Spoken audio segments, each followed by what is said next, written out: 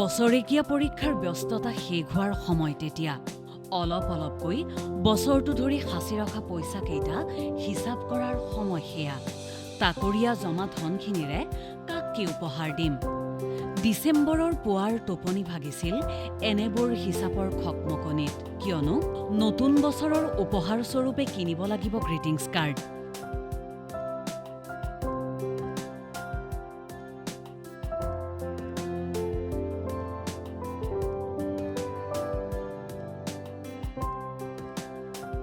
সেয়া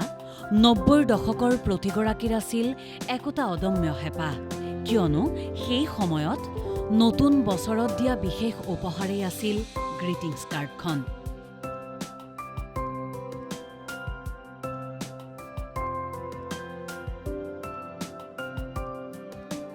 কিতাপৰ দোকানত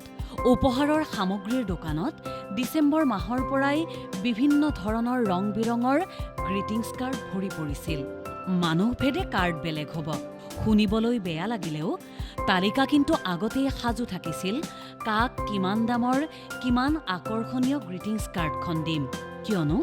বছৰেকীয়া পৰীক্ষাৰ শেষৰ দিনাই গ্ৰিটিংছ কাৰ্ডখন নিদিলে মাঘ বিহুৰ পিছতহে স্কুল খুলিব সেয়ে কত যে ব্যস্ততা ধুনীয়াকৈ লিখিব লাগিব ৰঙীন চিয়াহীৰ কলম সেয়া স্কুলত পঢ়ি থকা দিনৰ কথা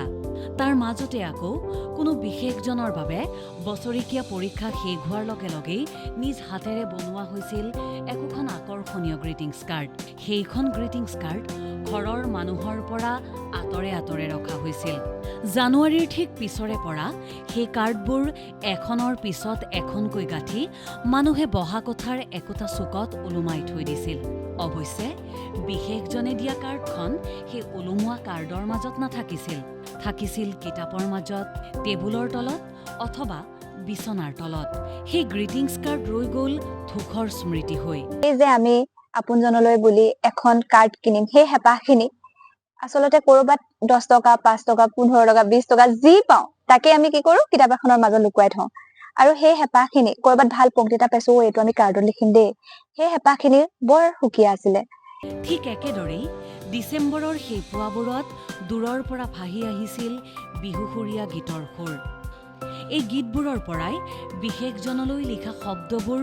আৰু গভীৰ হৈছিল সেই যে নতুন ডিচেম্বৰ মাহ আহিব আমি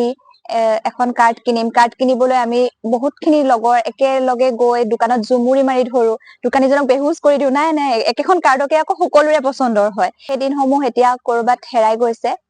গ্ৰিটিংছ কাৰ্ডবোৰ লিখি থাকোঁতে কাষতে বাজি থাকিছিল সেই ডিচেম্বৰতেই মুক্তি পোৱা VCDৰ গীতবোৰ অঞ্জনা জানমণি জোনবাই ৰাংঢালী মৰমজান মন ফাগুনী আৰু যে কতকী বাণিজ্যিকভাৱে বিশেষ সফলতা লাভ কৰা এই VCDসমূহো আজি নাই